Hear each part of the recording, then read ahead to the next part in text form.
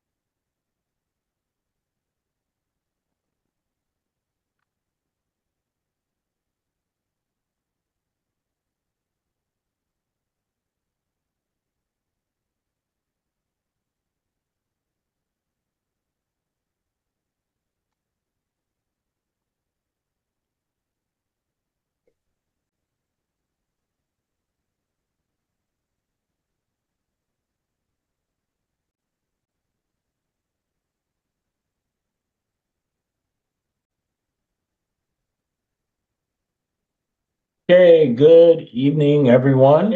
Thank you for joining us. As we start this, I would like to go through and make sure that we do our normal roundtable. So I will kick it back over to you, Mr. McIntosh, and share with us, please, what you have that the viewing audience needs to know. Okay, we're talking about the Carol McIntosh Scholarship, Carol McIntosh Education Scholarship Award. We are, as you know, pleased to submit a complete scholarship for some student that may be going to college that's already either in high school or getting ready to go to college. The Carol McIntosh Education Committee is happy to present that scholarship. All you got to do is pick up an application with all the information is on it that you need. You can call for the application. You can call Miss Celestine Lewis or go by her Jacqueline Harris Preparatory Academy. It's 8190 Pensacola Boulevard here. And the phone number over there is 850-432-2273. Or you can call me at Movement for Change at 850-206-3776 or 850-432-4411.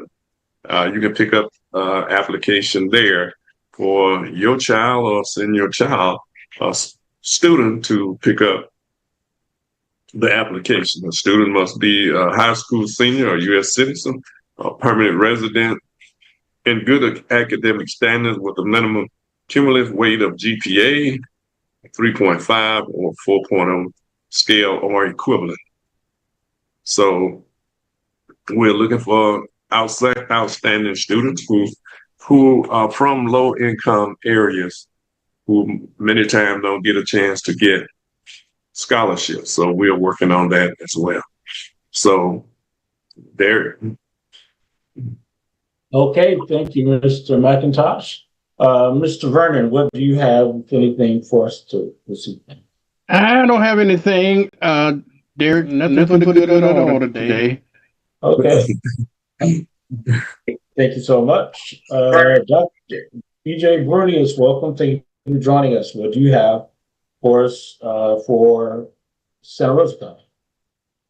Oh, yeah, we've got a couple of things coming up. The NAACP banquet is going to be not this coming Saturday, but the following Saturday, which is August the 23rd. And that's going to be at the Citizens Moving Forward, which is located in Milton. We're also having the Democratic Party's monthly meeting is on the 21st, which is the third Thursday of every month. That's also going to be at the Citizens Moving Forward location. That's going to be at 6 p.m. And then the Democratic Black Caucus is also having their meeting, which is on the 19th of August, next Tuesday. And that's going to be via Zoom and Zoom link to follow. That's all I got. Great. Thank you very much for that. Jill, good evening. What do you have? Hello, everyone. It's great to be back. I missed a week, so I missed all of you. So we have a lot of information. I did just send it to you, Derek, so if you don't have to pull up, it's fine. I'm going to go in order and then we'll stress more the equal ground. But the NAACP, as you know, Santa Rosa has their event.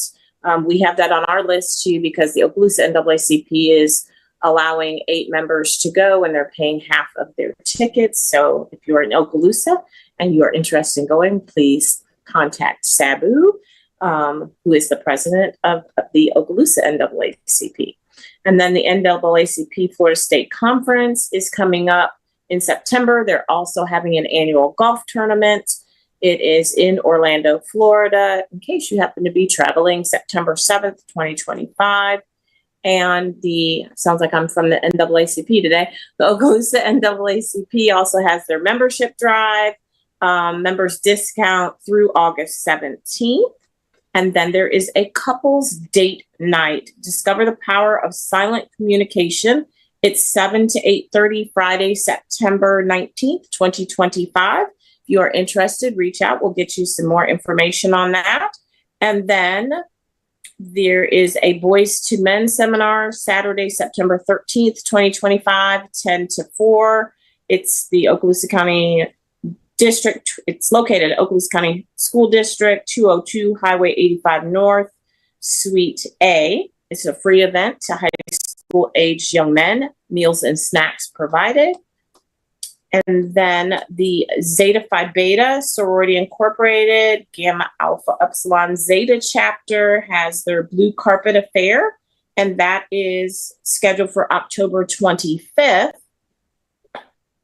And then finally, and very important because it's coming up soon, and that is Equal Ground will be here again. They have joined us in Escambia County 2 years ago, Santa Rosa County last year. They are coming to Okaloosa County on the 16th of August. That's this Saturday. Doors will open at 8:30. Breakfast will be served. Then we will have a 2-hour session with Equal Ground where they will go over the legislation of what happened just here in the past 2025. They'll also give us a great idea of what's going to happen in 2026. This is something you don't want to miss. They are a phenomenal group of young people who study, spend time, ask the hard questions because they care about you and they care about the Northwest Florida Panhandle. So we are inviting Escambia, Santa Rosa, Okaloosa to all come together. Walton, you can come over too. I believe they went to the Bay one, but you're invited if you'd like to come on and visit. It's at Greater Peace Missionary Baptist Church at 101 First Street Southeast in Fort Walton Beach. And we have a fabulous caterer coming in for lunch. So lunch will be fabulous. And one of our Black Caucus members and DEC members is doing the dessert. So I think I heard some cobbler. I think I heard some key lime pie and cookies. So we're excited. More importantly, after that, we are also coming together so that we can talk about what is it that Santa Rosa, Okaloosa, and Escambia County need to do so that we can be impactful in 2026. How can we come together? We have some special guests that are coming, some special presentations that are going to happen, and we are excited. So I think that's all I have. I just want to say thank you again. Gil, before you go, for the young men conference, what day is that? Hold on, I pull it back up. Hold on, sorry, I closed it. It is Saturday, September 13th, 2025, from 10 a.m. to 4 p.m. And it is being put on, I should have said this, but I'm still dealing with my eyes. So Alpha Phi Alpha Fraternity Incorporated, Rho Omicron Lambda chapter. I'm saying it all right. Derek's like, yeah, there's a little bit more. There's a little bit more. Get with it. But they're doing it. They're also the ones that did the healthcare fair, and it was phenomenal. Kids got free healthcare. They got free physicals for school. So they are doing a lot of things. And again, I think when we meet the second half of the Equal Ground Day, it's going to be important for us to share all this information, because I think part of it is bringing young people in, but also what are you doing in Santa Rosa, Escambia, or Okaloosa that we can join together and create that unified front, but also communication. And I think BJ will like this, that we're building structure and community together. So we are all trying to accept each other for who we are, because this is all we have, each other. Thank you. That's nice. All right. Well, what I will share is, again, let me go in order. And I would like, for those of you all who are in Escambia County, please don't forget that it is paramount that you come out this Wednesday at 8:00 a.m. To the community conversation that is for the Fricker Center. Reimagining the Fricker Center. That is going to be taking place. Thank you to Black Voters Matter and Life is Hale and the folks. They are going to be providing free breakfast. So I know it's early. So please make sure you come out. This is vital to make sure that our voices are heard. And again, that is this Wednesday, which is the 13th. At 8:00 a.m. And if you arrive, just make sure you get a seat by 7:45, 7:50. Even if you come late, that's okay. If you have something to say, please make sure you sign up to do so. But it's going to be urgent and important and paramount that your voice is heard. So please come out on Wednesday at the Fricker Center. The Fricker Center is 901. I don't remember. So it's on East Street. I'll just say it that way. I forget what the address is to the Fricker Center. So please make sure you come out and join us for that. Actually, I'm going to tell you now, so I won't make it up. It is 900 North F Street. 900 North F Street. So please make sure you come out for that and join us. We would definitely want to hear you and make sure that your input is valued. Then as we move on, I know Jill talked about the Equal Ground event, but just because they're hosting it in Okaloosa doesn't mean that it's only for Okaloosa County. Every county that is in the earshot of our voice, so if you are in Escambia, if you are in Santa Rosa, or if you are in Okaloosa or Walton County, please, or even Bay County, I don't know if you broadcast that far, Mr. Vernon, but if you are out, if you are that far, come on out and join us in Fort Walton Beach at the Equal Ground event. It's definitely something that you don't want to miss. We've had 100 folks that attend almost virtually every year. So please, this is your opportunity. And we're in such a critical year and a critical time that it's going to be paramount that, and I keep using the word paramount, I overuse it now, I think, that everybody comes out to join us. So please be sure to come on out, make sure your voice is heard. Learn some stuff, get some information.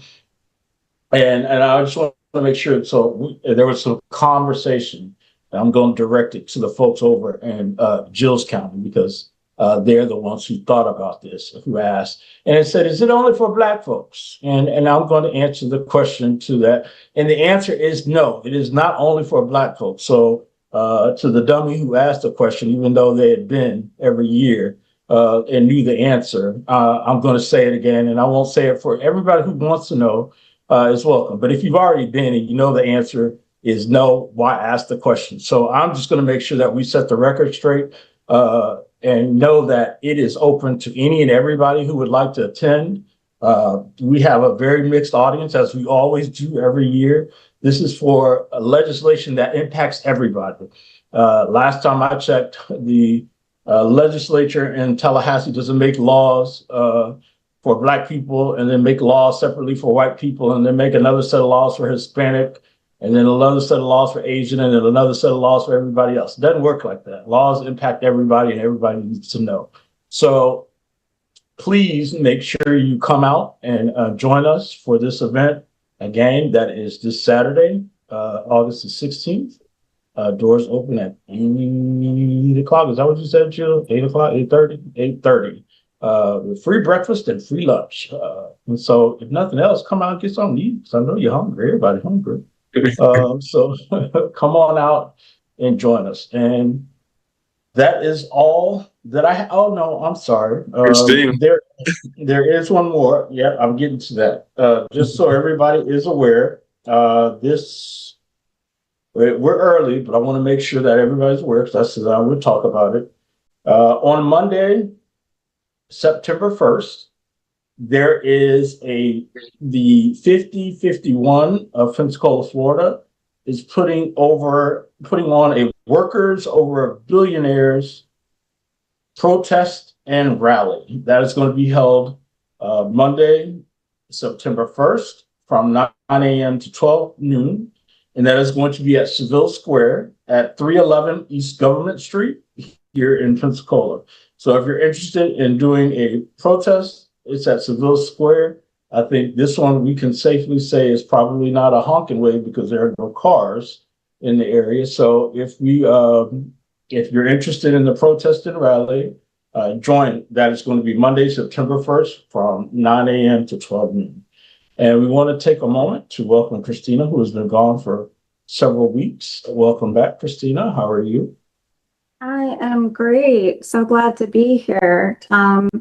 BJ kind of went over everything that was going on in Santa Rosa County. I do wish to thank everybody who came out to the fish fry that the DBC had last week. We had folks from Escambia, Santa Rosa, Okaloosa come out, and we completely sold out. That is one of our biggest fundraisers, and I wanted to say thank you.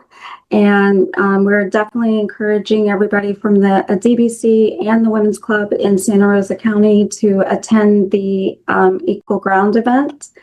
And just glad to be here, and thank you guys so much for everything. For that. So I will turn it back over to you, Mr. McIntosh. I think you wanted to talk. Hey, Derek, before you go, what was the time on that protest at Seville? From 9 a.m. to 12 noon. Okay, on Monday, thank you. September 1st, which is Labor Day. Yeah, Labor Day. Yeah. Okay, thank you. You're welcome.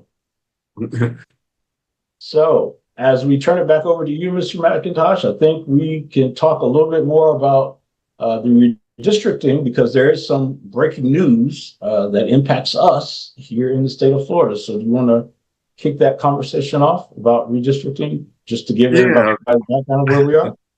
Yeah, as you know, Texas, Greg Abbott and Republican legislators there are trying to have redrawn the map already, but what they couldn't do is get a quorum. And they are trying their best to get the Democrats back there to Texas so they can have a quorum to redraw the maps, to redraw all of the Democrat representation really out of existence. Already they have drawn on their map, they have drawn Jasmine Crockett out of her district into another district.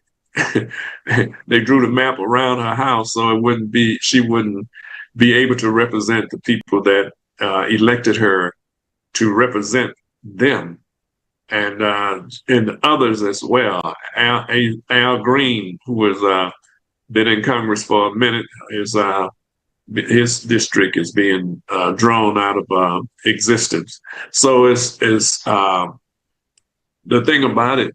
I think one of the things that Democrats have to do is double down and do the same thing, because other than that, the country is moving fast and faster. Democracy is fleeting in this country. So the Democrats are going to have to do the same thing. They're going to have to circumvent the law as well. If there is no law, then there is no law. We can't allow the Republicans to pick up 5 more seats and we sit back and act as if it's the norm. It's not. And they are redistricting in mid-decade. The redistricting usually come after the census every 10 years. And now they're doing it in mid-decade. One thing, Gavin Newsom, he's saying they're going to be looking into what they can do to redraw more districts. And New York, Kathy Hochul said she's going to look into it. In Illinois, the governor there said he's going to do the same thing. So, what do y'all think is going to happen, Jill?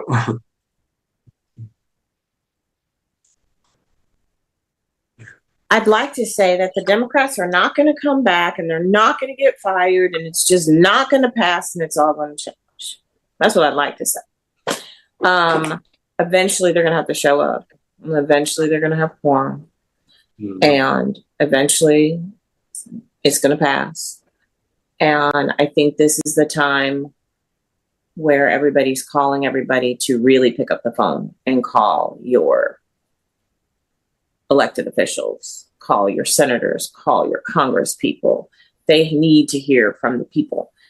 And I think if we flood every way that there is to flood, so we talked about, I know I was with a group last week and we talked about what if we could send them so many emails and then call so much and then also send them letters. So they're bombarded. So they know it's the wrong thing, but they need to just, if nothing else happens, every piece of mail, don't do it, don't do it, don't do it, don't do it, don't do it, don't do it. Every phone call, every email, every time they come into the office, we want them bombarded with stop. Enough is enough.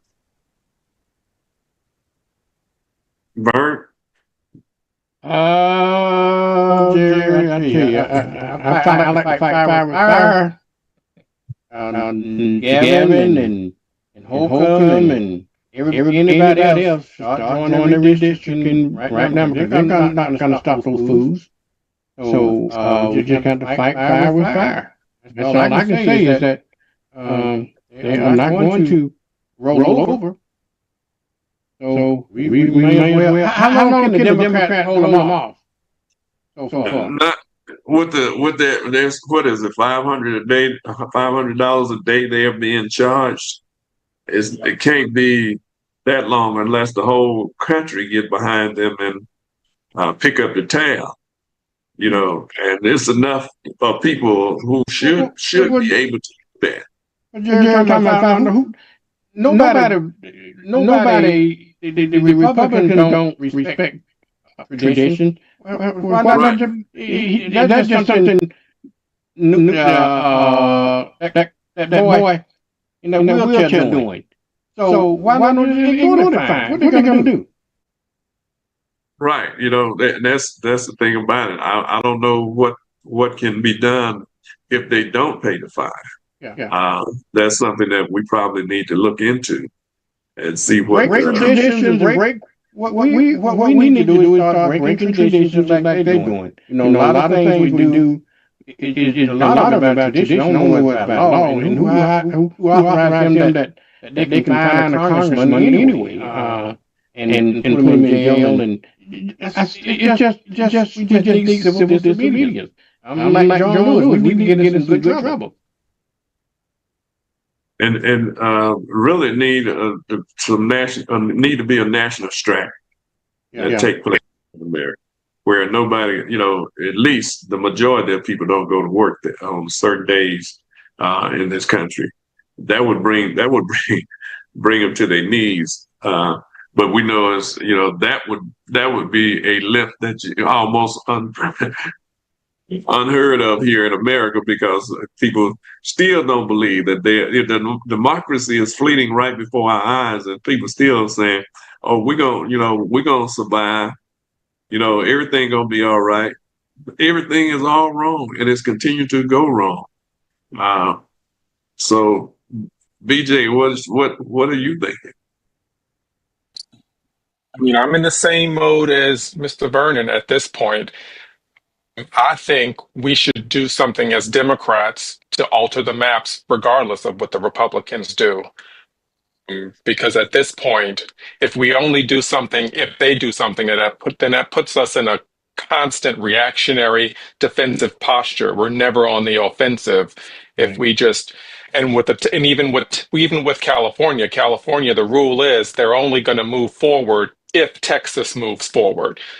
So then we got to wait for Texas to do something and then wait for the process in California. 2026 can be here by now with Texas maps, but maybe not California maps in play. So I'm like, let's just do it. It needs to be done, and let's not wait Absolutely. for Absolutely. Texas Republicans, to do what they're going to do, because that keeps us reactionary. I don't know how successful we're going to be with Illinois, because Illinois is pretty much where it needs to be. I don't think New York has a lot more legislative hurdles to overcome in order to get there. But my thing is that screw the legislative hurdles at this point. Right. Just do it. Do what needs to be done, and let's just make it happen. You Yeah, know, I agree. I kind of want to say, just FYI, it's particularly in the case of the Texas legislators. I don't know if we understand how much of a sacrifice that they are making on behalf of not only Texans but of the nations. Because what I learned today that I was surprised. I was really, and I had to look it up just to make sure it was accurate. Texas legislators only make $7,200 annually, not thousand. Like that's less than $10,000 annually, which breaks down to $600 a month.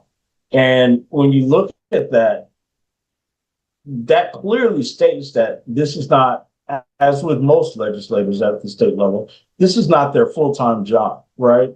So Democrats who have fled the state not only are fleeing their responsibilities or trying to advocate for us by advocating their responsibilities as a legislator, but they all, unless they are teleworking, they're taking time off from work, and I don't know what their vacation schedules are like. If they're using vacation time, maybe they are. But that means they're foregoing vacation time with their families that they may have planned just for the state of democracy, or the sake of democracy. So it is, when we look at this, like I think for people to say, "Oh, this is a publicity stunt," this is, oh, they're doing this for TV or for effect.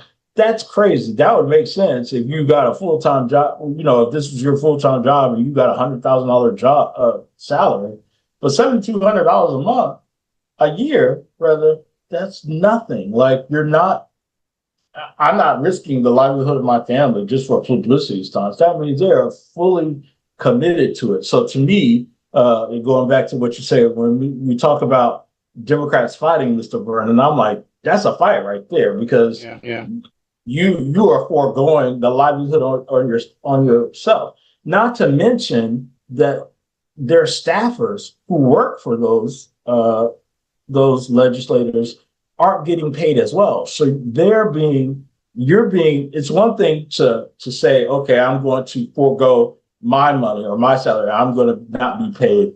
I'm advocating my responsibility as a legislator during this time. But my staff now is also in this fight as a result. And most staffers, that's their full-time job. I don't know most staffers that work elsewhere and do staffing and are staffers for their legislators. So when you look at them, you're also that's an effect on this. And it's got an effect that reaches beyond what we see and what we think about. And to me, I commend them for doing that, and standing on business, because to me, that's the definition of standing on business right there. You own it. So amen to you. I got a question. If a legislator in Texas resign, do they have to have a special election, or do the governor reappoint? I think that's Texas law, but I would assume that they have a special election, but I don't know that. Okay. So I won't answer that. Well, let's assume for a minute. I don't think he can just appoint if somebody resign. I don't know, maybe not, but I don't know. For the sake of my argument here, let's assume that in order to replace a legislator, you have to have a special election, right? So if they resign in mass, that's definitely definitely won't have a quorum, and it takes a little time to do special elections, and then they can rerun their own special election. Particularly, like you said, only paying $7 a month. I'm thinking strategies here that will defer this the strategy that Republicans are doing. So I used to live in Texas. I can talk about this a little bit. It's been a long time, and laws can definitely have changed. But when in Texas, when a state legislator dies, a special election is called by the governor. But if there's not someone there, then the quorum changes, if that makes sense. So it's not going to, your definition, because there is no it's not like somebody was elected, your whole quorum is going to change. Well, what I'm saying is, if all of the Democratic legislators resign, okay, there couldn't possibly be a quorum unless they're going to make a quorum of all the remaining Republicans. Is that what that would be?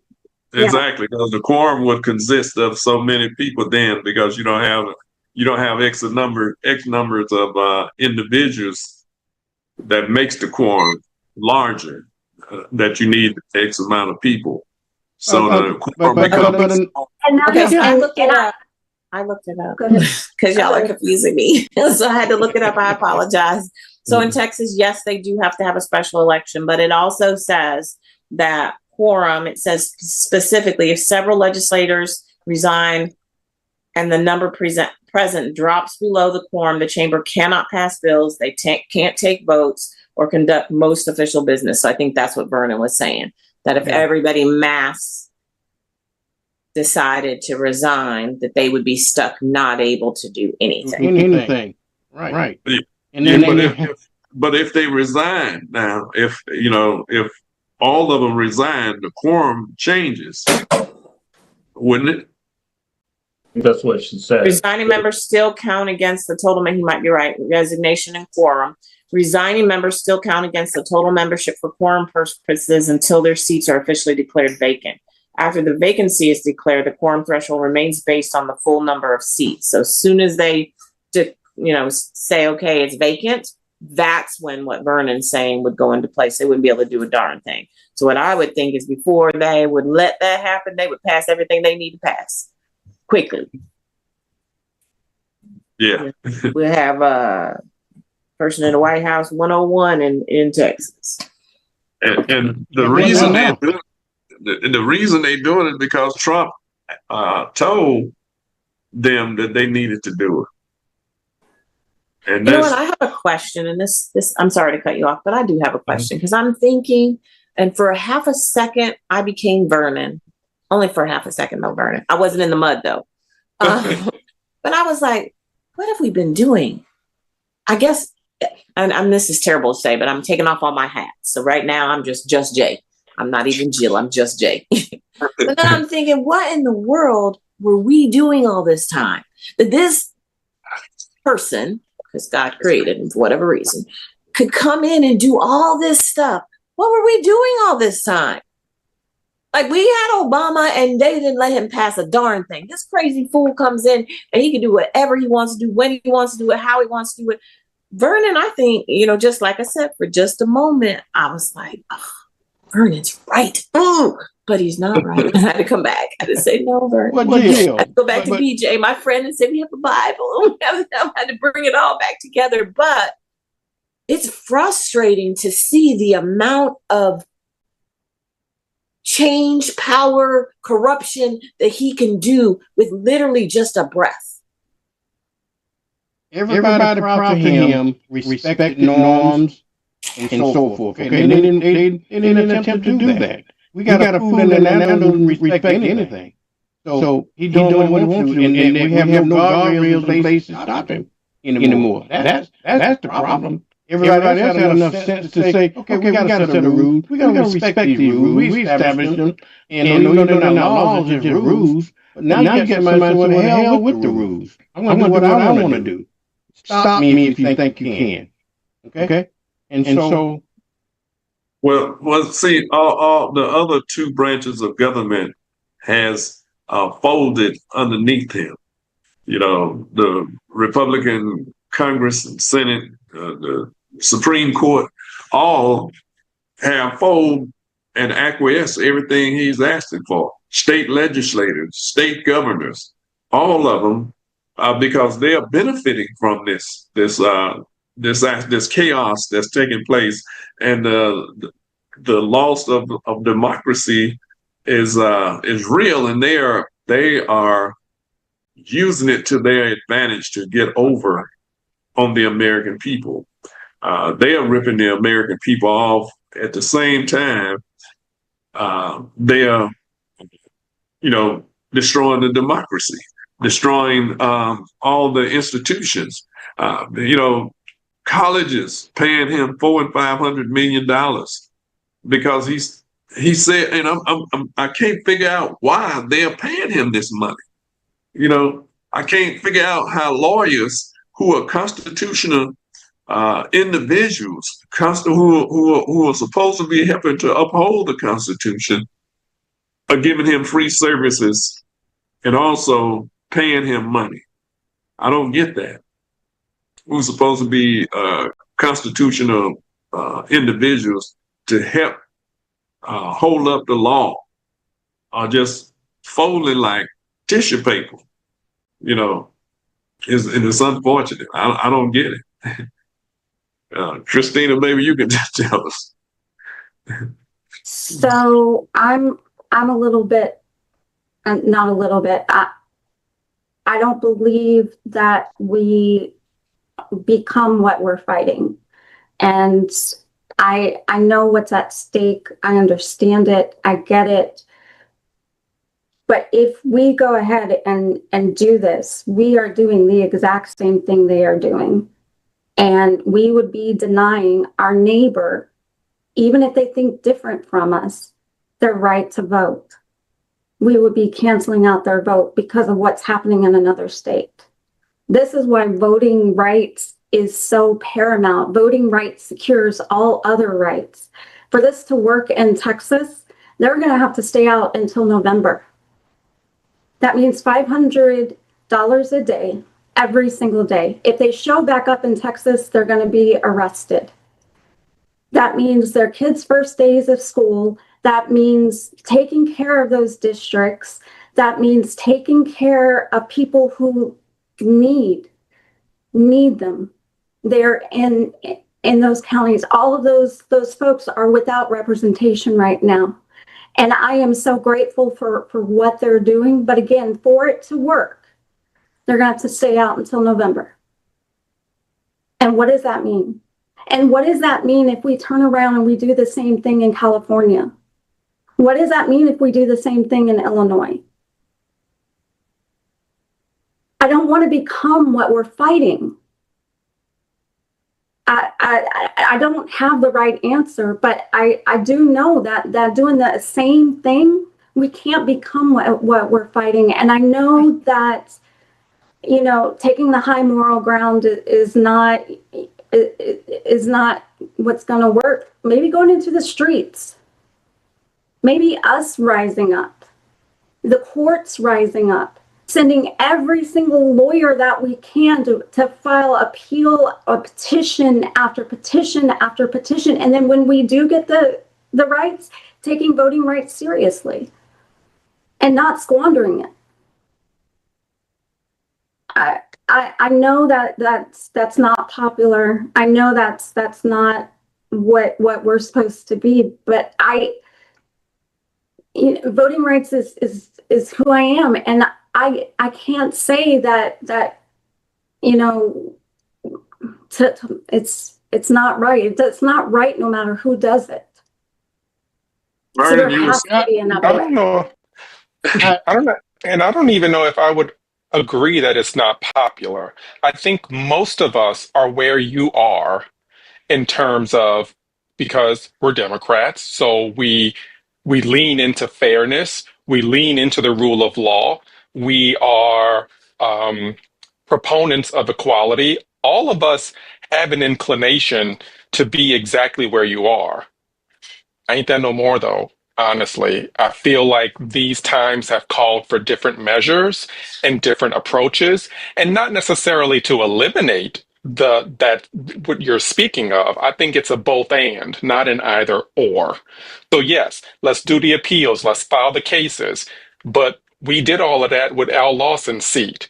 Went all the way up to the Supreme Court. And what happened? We played by the rules. We did it the way you're saying that we should have done it. And we lost that seat. And so now, what happened? I mean, they gerrymandered Stephanie Murphy out of her seat. Right. Who's the other one? It was a third one that Derek and I were talking about. So they've already had the playbook, and I think that's what folks are forgetting. Like, all this focus has been on Texas, when Florida already had a dry run. We already saw it, and then now we're looking at it again. But what didn't happen is we didn't come out in the streets. We as a people didn't come out in the streets. We as a people, that wasn't the number one thing folks were talking about in the elections. It wasn't the maps. It wasn't redistricting. It wasn't any of that. It wasn't voting rights. None of it. And so, yeah, so if, let's say, to counter what's happening in Texas, you do this in California, how is that right? How is that, how is us even saying that, like, even okay? Like, I get it. Like, I totally get it. But there's got to be another way. Can I interject for just a moment, because you brought something up? I wanted, Jill has been trying to get something in, and then I was going to share something to your point that you asked about California that Governor Newsom said. But Jill, were you Go ahead. You can go something? ahead and share it. You can share it No, first. so to your point, I guess for me, I am beyond the long ago were the times that we got to play nice and play by the rules. This is a different type of warfare we got to go to. I don't believe going out in the street and saying "Roddy-da" is going to do anything. Not here in Florida, but here's what Gavin Newsom said, and he did it, and I was like, oh, I like that, and so I wanted to share this clip if I can.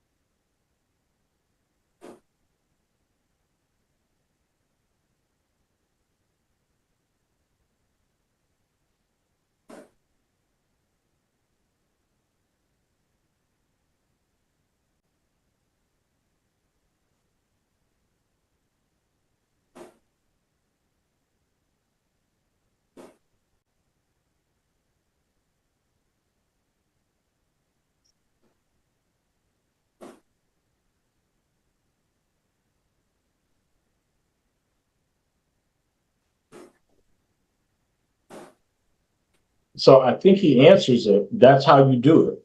You do it with the consent of the people. You do it on a temporary emergency basis. You do it knowing that they're going to go back to their old congressional maps or some variation of the congressional maps once this is over. But this is an emergency direct response. And then again, he says they're going to keep their independent commission, but they're still moving forward with it on a temporary basis in response to what Texas did. So he talks about the stark contrast. Abbott don't give a damn about what the people say. He's doing what he's doing. What California is doing it with the consent of the people. Stark difference, and I'm all for that. Now, if all the rest of the Democratic, the blue states can get on that same board and do the same thing in the same manner, as long as our Constitution is agreeing with it, right on, do it. To me, I don't really care if you do it on a temporary basis or not. You do it and keep it like that for all I'm concerned. But whatever, if that's what gets us to the point, and he just said that that's what it's doing, go ahead and do it. So So- that's. Go ahead. No, go ahead, because you were still doing your California thing. You're from there. Go ahead. Because I'm not from California, so go ahead. No, but in order for him to do it, he's able to do that because it's a blue state. So the people are going to give him, he's already got the numbers. He knows he has the numbers. So what he's going to do is put this independent commission basically on hold to counter this. And when he does that, it's going to change the map. I know. And it will be a gerrymandered map to counter just what happened in Texas. So when you gerrymander it, when you're doing that in California, that means somebody's voice is going to be silenced. As opposed to all the ones that are silenced right now? I mean, No. And I'm not interrupting. Let me be quiet. I've been up quiet all this time. Go ahead. Go ahead, finish.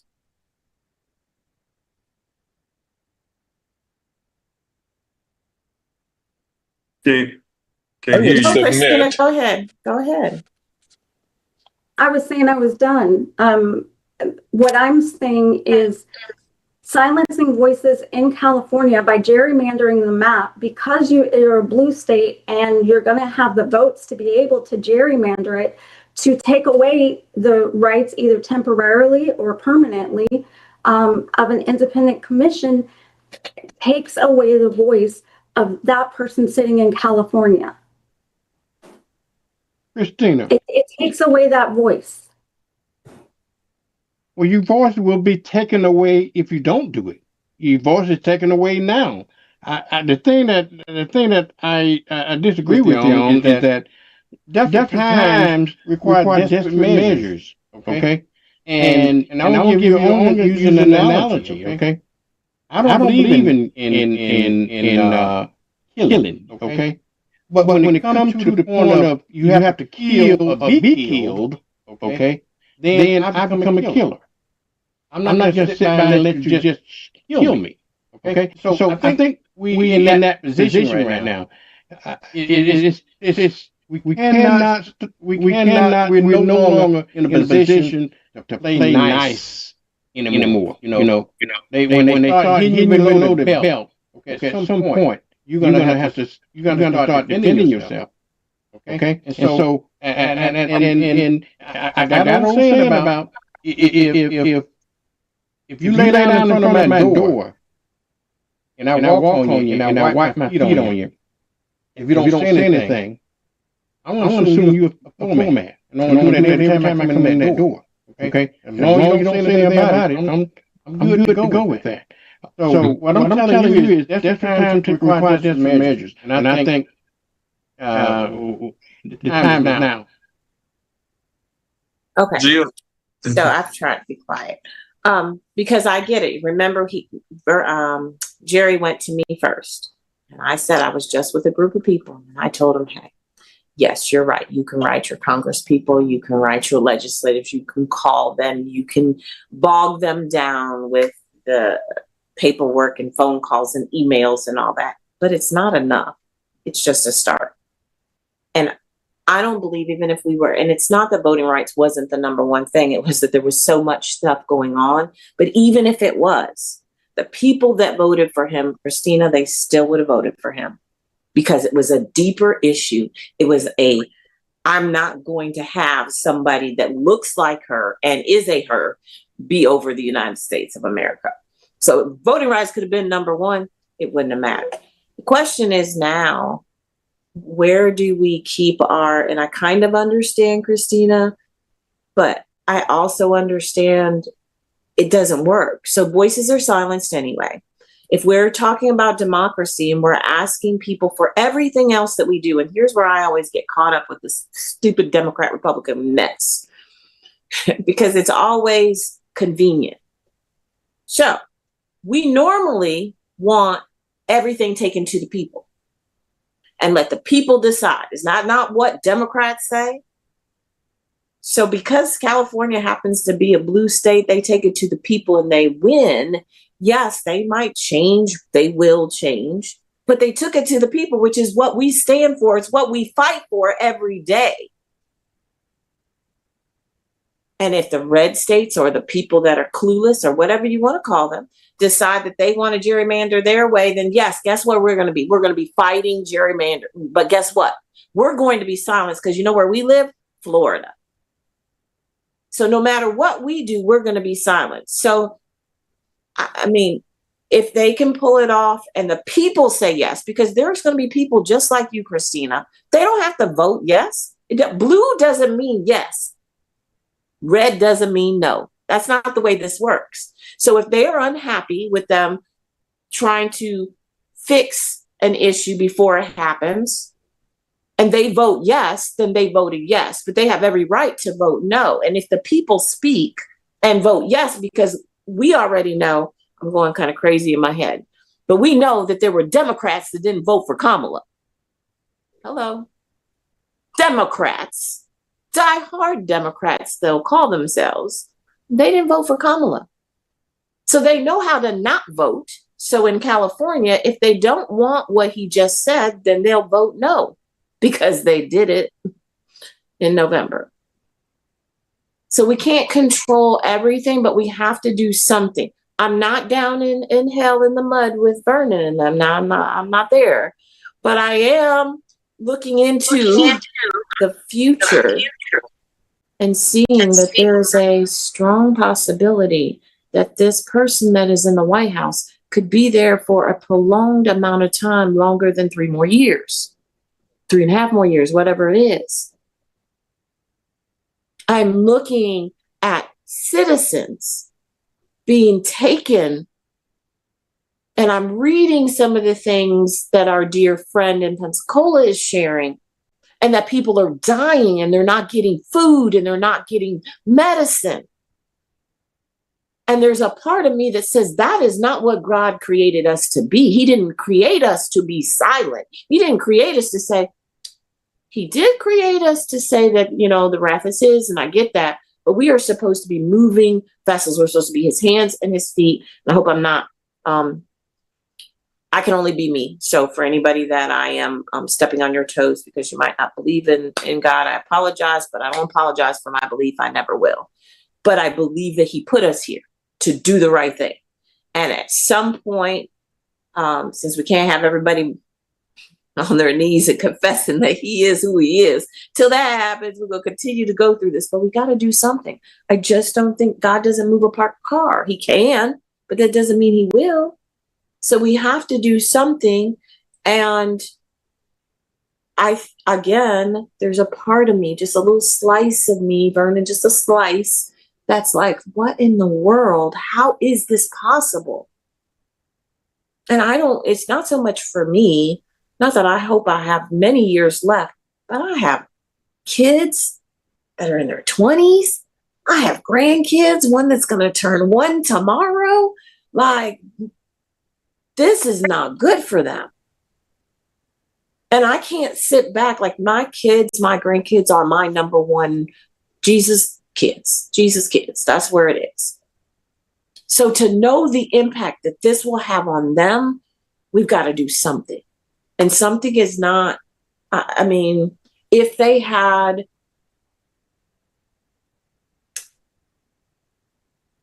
I guess what I would say is, we keep saying what we need to do about going to the streets and protest. I don't know. The protests I'm seeing are a waste of freaking time. I don't need to wave no damn sign. I don't need you to beep a horn. I don't need you to set up something when you know we have something else just because you don't like people that look like us. I don't need any of that. What I need is for us to really, truly come together. I need us to see past the outside of my being to the inside of my heart and the idea and the structure and the process and the fact that we only have each other. And we are still bickering over whatever. We've got to come up with a plan of action. We've got to start being proactive, because all we do right now is react. Nothing's changing. Nothing's getting better. So maybe everybody needs to throw out everything they thought before and then come to the table with the idea that we have to do something. And then maybe it won't be gerrymandering the other side, Christina. But we can't sit there and say we're going to just sit back, and we just don't want to do that because some people won't, their voices won't be heard. You're right. But what's more right is that nobody's voices are going to be heard at all if we do nothing. And on top of that, Jill, I would say those individuals who may lose their voice in those Democrat states should be screaming to the top of their lungs about what's happening in Texas, because it's going to take more than just the legislators leaving Texas. The people that live in Texas, the ones that supposedly believe in what's right in Texas, should be screaming to the top of their voices.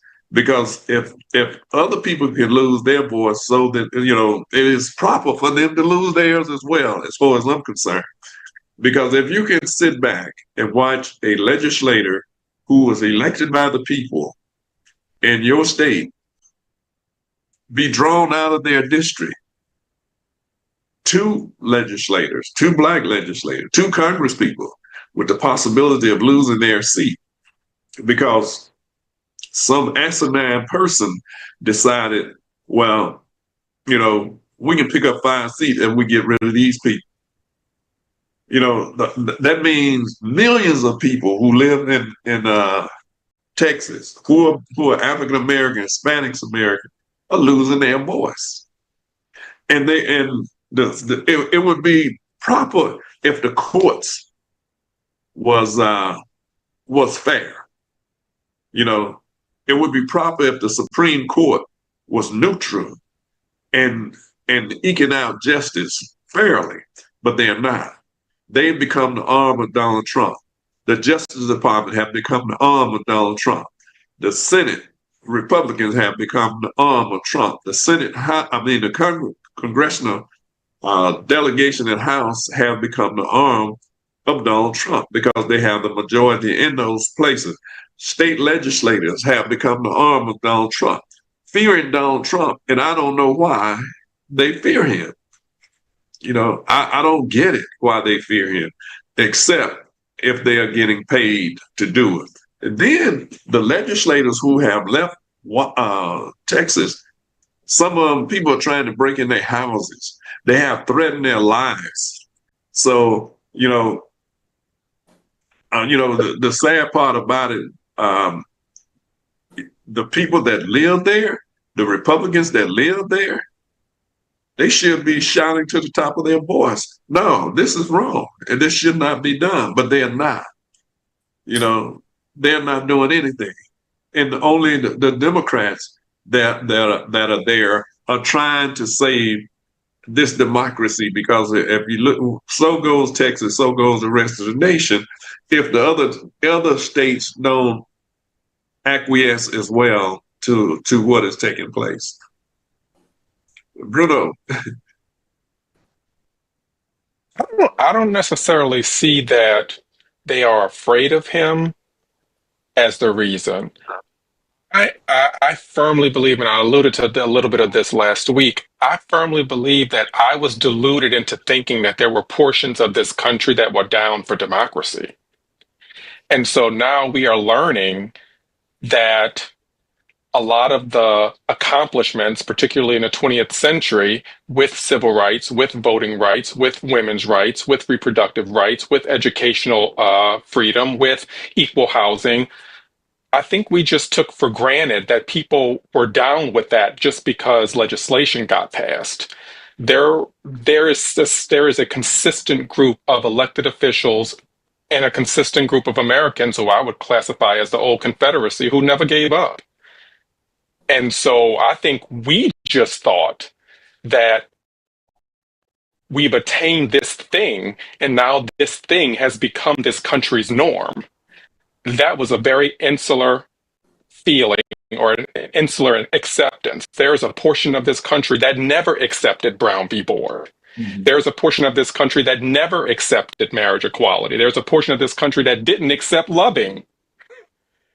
So, and now that portion of the country, we're realizing, I think, is larger than what we thought, and is ready to take their country back, whatever they define that to be. And now they have their vessel to do it. I think all of this is not out of fear for him, but in they found the person that they can enact everything that they've wanted to enact since 1865. I agree. I think I know when he won the first time, you could see how he kind of just opened that Pandora's box of, you know what, like they dealt with us. They did business with us. They go to church with you. They say the pledge with you, whatever it is. But what they really felt and what they really wanted to do, they were unable to do. So they just kind of faked it.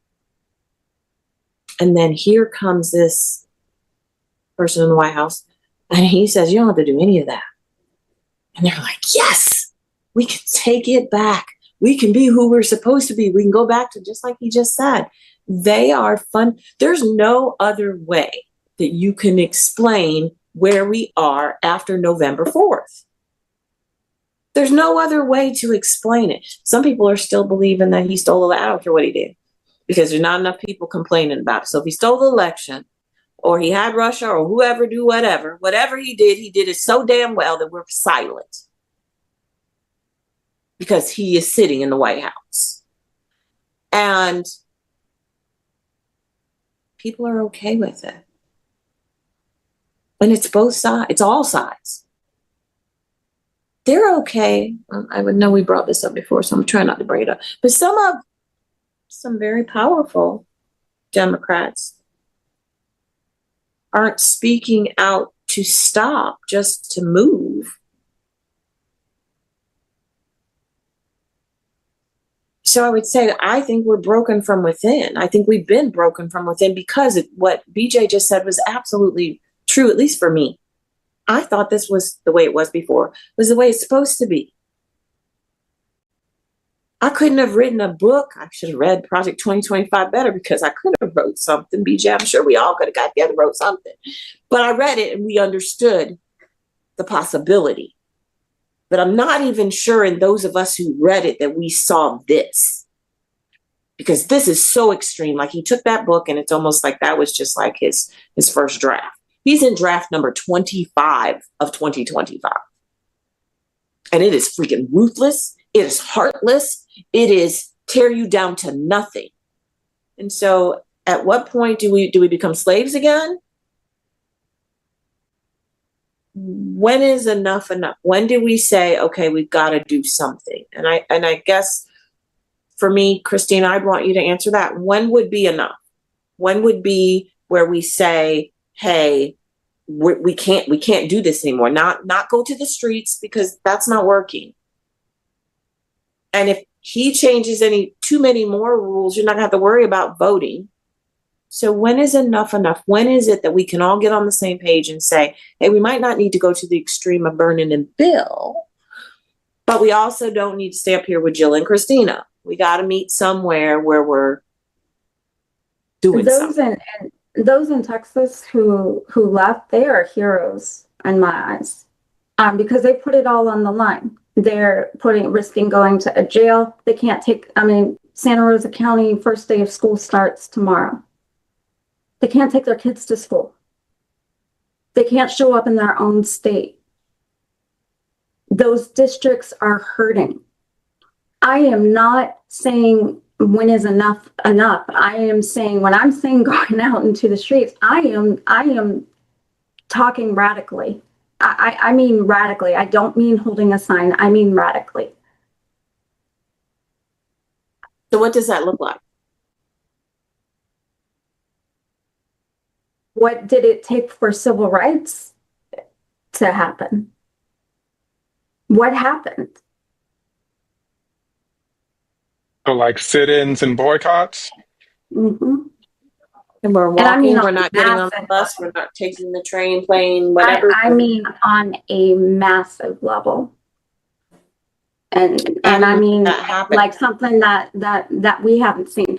I'm looking at what the Democrats are doing in Texas and how they're putting it all on the line. And I'm sitting here asking myself, if I was in their situation, and I've got my kids and my family and everything else, would I be willing to take that kind of financial? Would I be willing to go to a jail? And we have to come to a point when we're willing to stand up the same way those in Texas are standing up.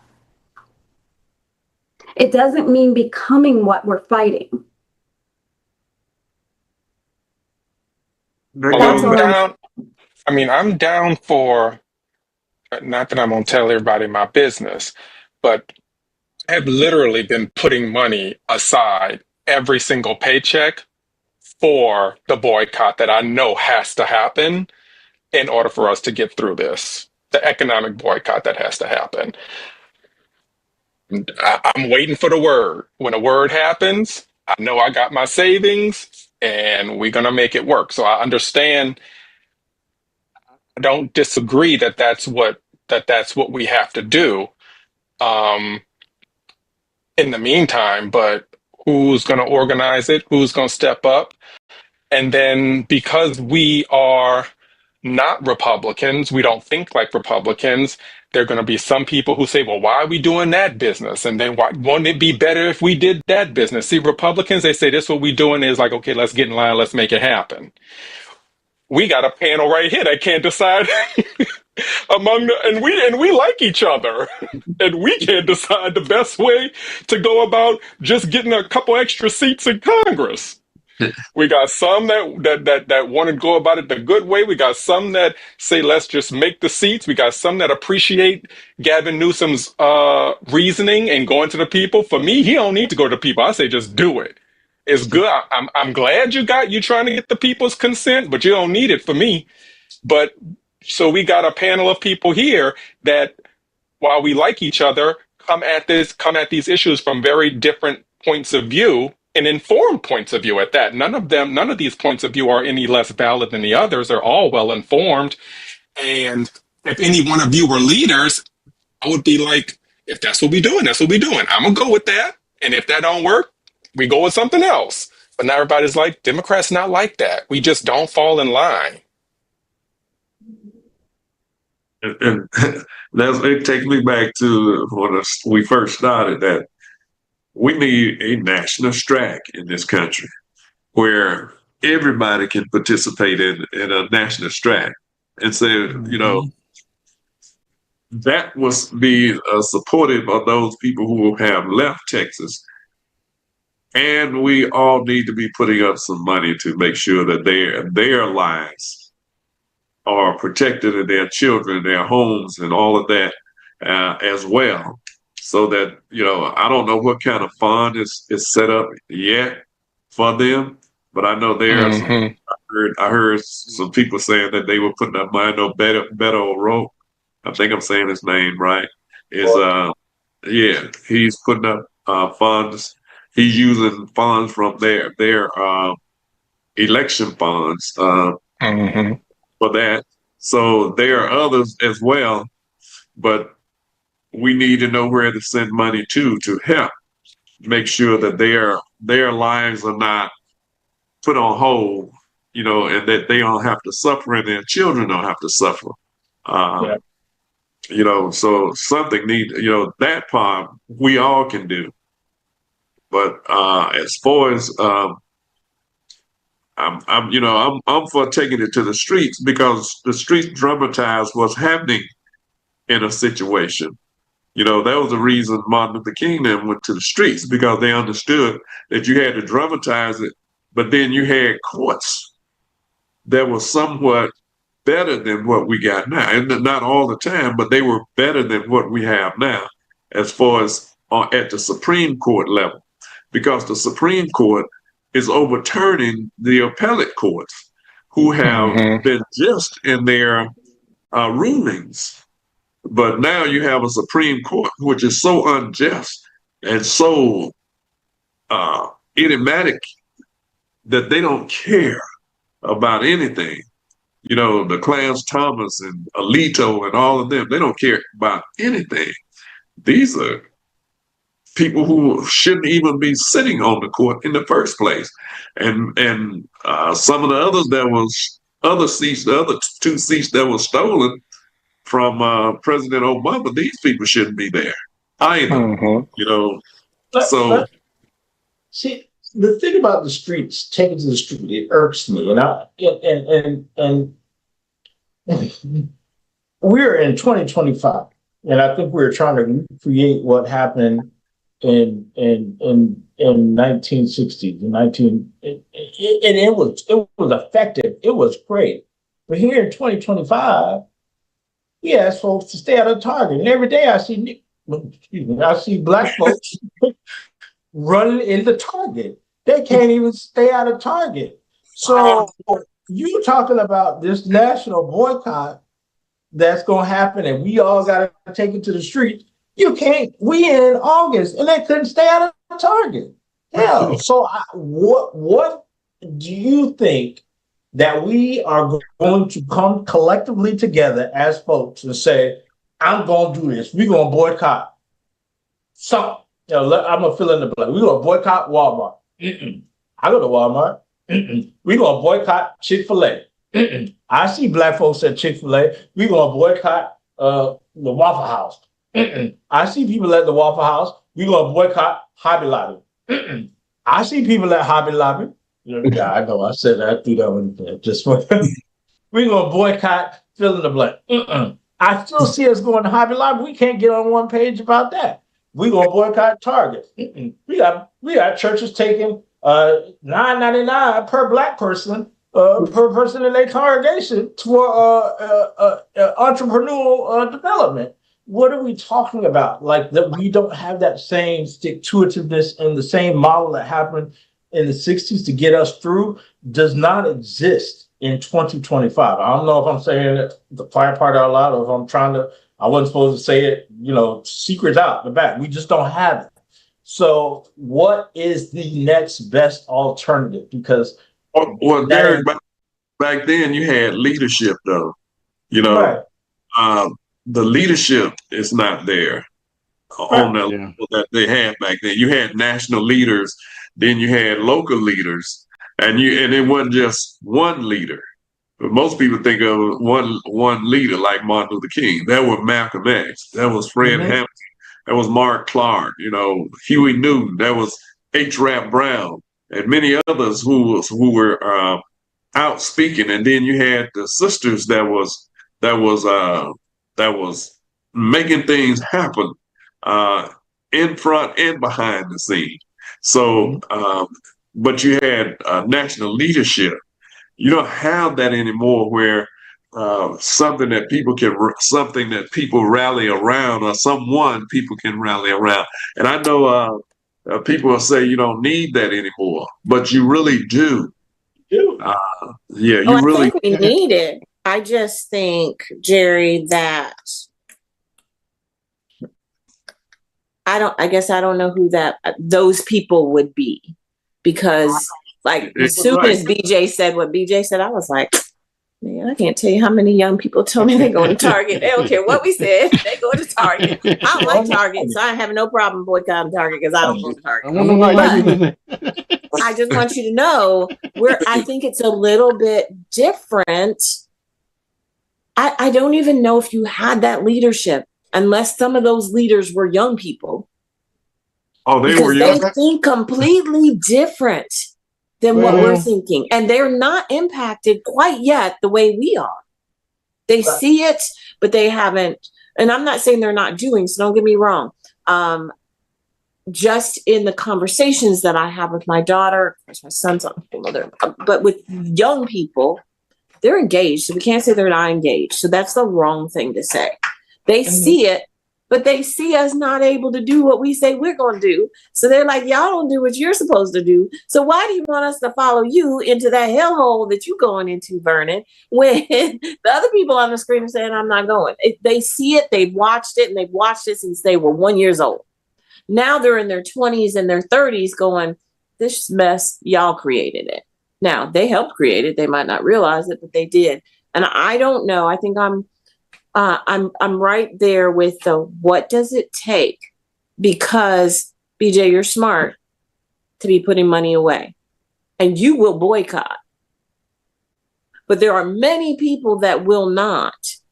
And if it's not everybody, it doesn't work. It works. It cannot work. It has to be every single person. But you don't think, like, no movement was ever everybody involved. All you need is 10 to 15%. That's what we need. I would say that I would think that 10 to 15% of the people boycotted Target, but it ain't make no difference. They still where they are. They said, "Oh well." They didn't even think about it. Like they didn't even bring it back to the board. And don't quote me. They lost billions. I don't know. They didn't care, money, but they didn't change their policy. So they lost money and said, "Okay, we had a rough first quarter. Oh Lord, second quarter was even worse. Lord Jesus, we're gonna end third quarter disastrously." But they have not yet said, "My bad. We're going to re-implement the DEI policies and initiatives that we had created and we valued for." But they didn't even take it to the board to discuss it. Well, let me interject. Got it. We gonna give y'all folks $300,000 and go do that, and we back on track. We good. We don't have to do nothing else. So, like, what? And I don't know that 50% of black folks did it. I feel like they did, but I don't know that they did. You know what, Eric? What? They didn't do it for 366 days. Okay? That's right. We got. They don't have to stick to it. One thing I found out about us black folks in my lifetime. Okay. Mm-hmm. Now we're crisis-oriented people. Okay. For whatever reason, it hasn't risen to the level of being a crisis for black folks just yet. Okay. When it becomes a crisis, then we'll respond. But you know, sometimes it's a little late to respond when it becomes a crisis. Okay, we can see the crisis coming, but nobody's excited until it gets there. And so, it's like talking about targets. You know, if they had what Dr. King did in Alabama, that bus boycott, it took them way over a year. Can you think Target can survive without black folks spending money in their store for 364 a year? I don't think so. But we don't want to be inconvenienced. We're not going to. It's not a crisis for them right now. We're not going to. Even if it's in a crisis, even if it's in a crisis in 2025, I do not believe that you could have enough people, whatever that number is, for 365 days not go to whatever it is. Target, Walmart, they're sneaking somehow. They're ordering it from Amazon online. It's still Walmart. You know what I mean? Listen for a minute. Okay, you don't have to. Target doesn't sell anything that somebody else doesn't sell. Okay, if you had a diversity friendly store, let's say, I'm just going to use for the sake of our argument. Okay, let's say for example, Walmart was down for our cause. Okay, now. You don't have to go to Target to do your business. Maybe you like Target, but maybe you have sacrificed to go to Walmart and buy your buys until Target come around. That's what I'm trying to say to you. Target is nothing special. Everybody sells what Target sells. We don't have to use Target. So yes, I could do it. I'm in fact, personally, I haven't been to Target in years. But if I had to do that, I would do that. I would buy my time and my whatever they sell over there. I would buy that at Walmart. I would buy that at the dollar store. I would buy somewhere else that little more friendly to us. I think that's a strategy that we're missing. Well, I think you're right. We're missing it, but I'm not disagreeing with you. I understand what you're saying. I'm telling you that I don't believe the people, black, white, purple, pink, I don't care what color they are, will do it. I agree It's with you. not Hmm. like what happened. I don't agree know with how you you guys because did what you did. they don't see it as a crisis right now. They don't see it as a crisis. When they do see it as a crisis, I still don't see them. I don't see them, and take Target out of it. I don't care what you call it. Mhm. Call it. You know what, Jay? Don't eat peas. Don't eat rice. Don't eat whatever you like. They're still gonna do it. You know, people are still somewhat benefiting from the civil rights movement. The benefits that came from the civil rights movement has helped prepare Black people to where they are now. Before that, you didn't have a Voting Rights Act. You know, before that, you didn't have a Civil Rights Act. You didn't have a Fair Housing Act. You know, people could, you know, if your parents was on welfare because they needed it, the man couldn't be in the house. People could come in your house and inspect your house and determine whether you should continue to get welfare or not if you own, say, a TV in your house. You had to hide that so somebody wouldn't decide, okay, we're going to cut a certain amount of your welfare check because you bought a TV. You know, no matter how hard you worked for it to get it, because the welfare check was nothing. Before that, they could come in, you know, the police or anybody else, the Klan could come into your house, take family members out and lynch them. And there was nothing you could do about it because law enforcement was on their side. It's just a whole host of things. The educational system, Title VII, Title IX, Title 10, none of that existed before.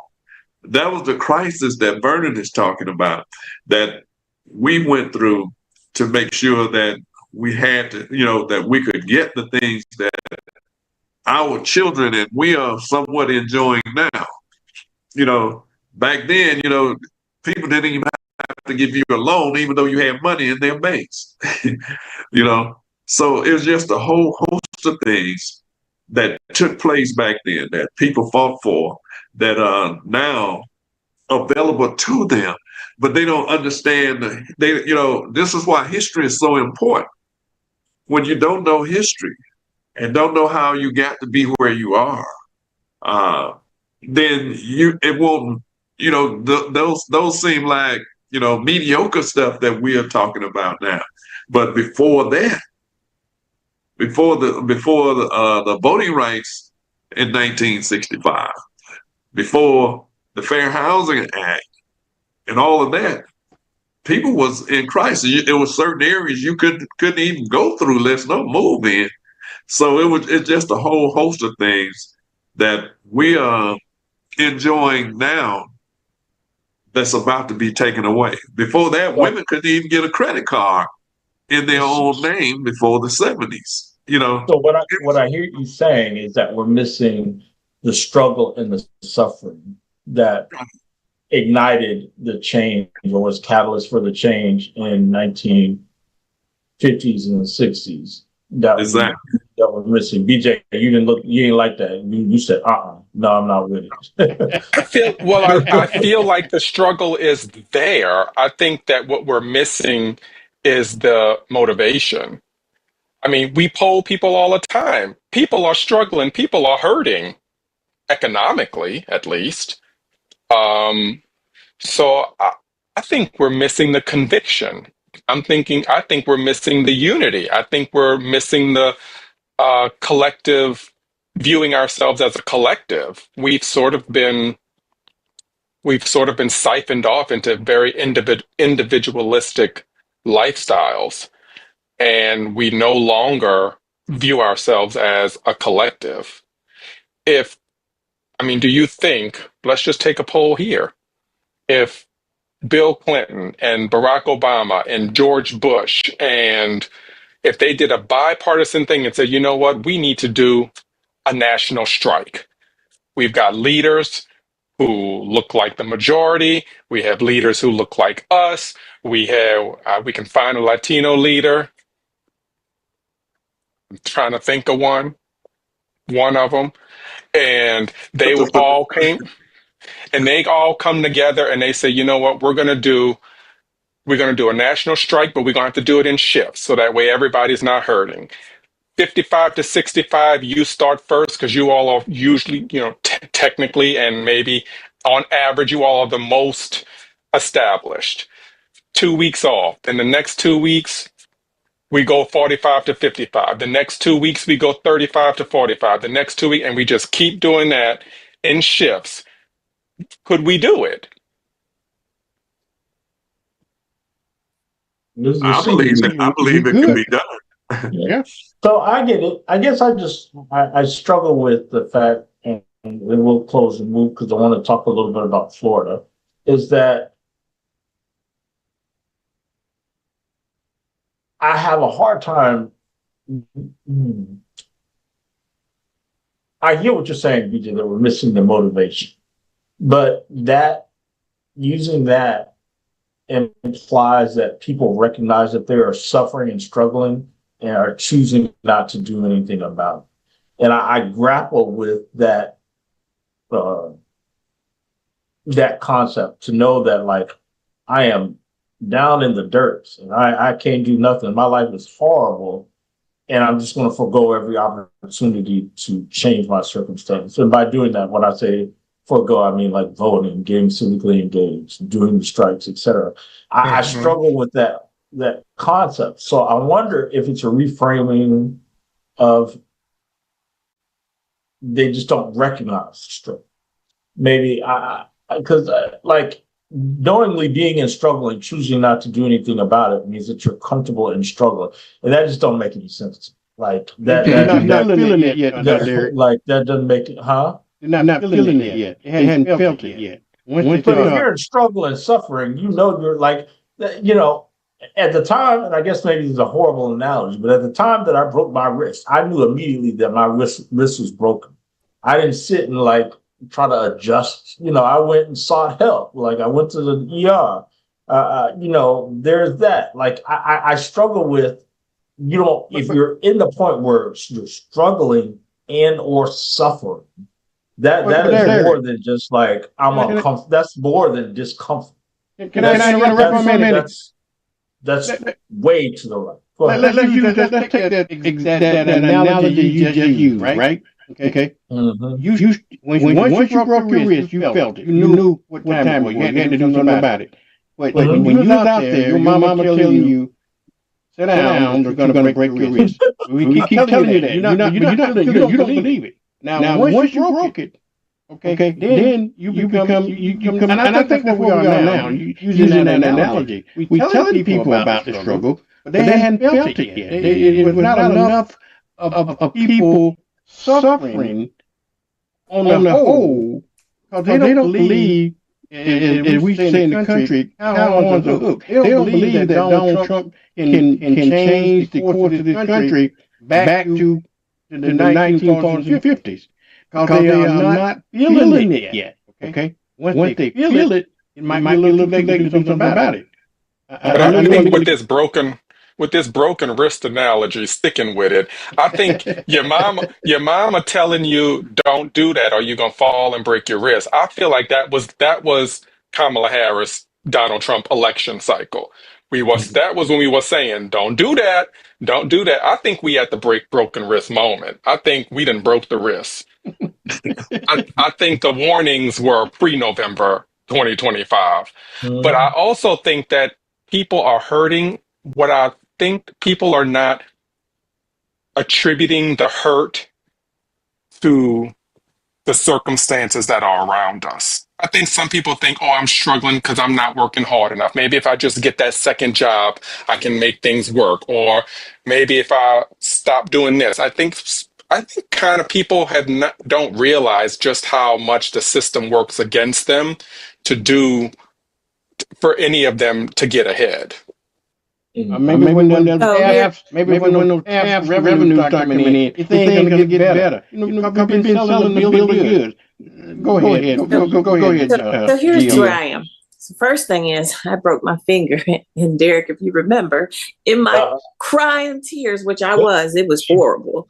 I then took a shower because I thought my shower was going to make it better. And BJ, I should know better, but I never broke. I've done a whole lot, had about 20 surgeries, never broke anything. I broke my freaking finger and fractured my wrist. Then I went to a Zoom because we were leading the Zoom, and I talked through the freaking Zoom. And then I finally was like, and now I have to go to the doctor. I'm going to the emergency room because I'm in a lot of pain. And so when you first said it, Derek, I was like, yeah, but not everybody, you break it and you're kind of like, yeah, that shit hurts. And then you're like, but also I think, BJ, for what you said, there are some people that are just like, we're thinking, because most of us are able to work 1 or 2 jobs and make it. But the people that are working 2 and 3 jobs, the husband, the wife, they're never home. They're trying to figure out, just looked on Facebook, somebody has 7 kids and they're trying to figure out how they're going to get them to school, how they're going to get them food, how they're going to do all this. You're not paying attention to all of that other stuff. You are really thinking, well, it's always been this hard. It's getting worse, but I'm not attributing it to the political realm or to whatever. This is just my life. These are the cards I was dealt. This sucks and life sucks, and I'm just going to keep pushing forward. They're not there. They're not connecting all the dots the way we are. They're not having these detailed conversations. And if you think for just a minute, if we could all just imagine that you're in a house, and I think this goes to my hole in the roof. You're in your house. You have a hole in your roof. Nobody's helping you. You don't have the money. The government's not helping you. The church isn't helping you. Your friends aren't helping you. And it starts to rain. What do? You move out of the way of the rain. You just move your couch over and you live your life because nobody's going to come fix your roof. And we're saying we don't understand it. That is the way they fundamentally live. We're asking them to say, no, my roof shouldn't leak.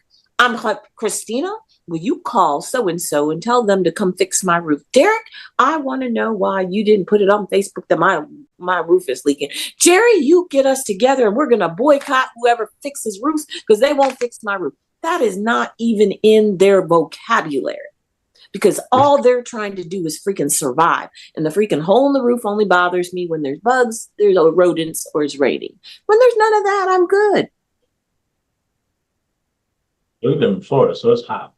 It might be hot, but they might have them a mini split. And all right, I don't know. Not a mini split. Lord Jesus. All right. So we talked about Texas and then California's response. And BJ, this is where I'm going to need you to chime in, and those who know the story. We've done something on this. But here in Florida this week, the Speaker of the House, Daniel Perez, sent a memorandum around. And for those who have not seen it or read it, I'm going to put it up. And if you can't read it, it says, as many of you are aware, the national conversation is ongoing in the states related to midterm redistricting.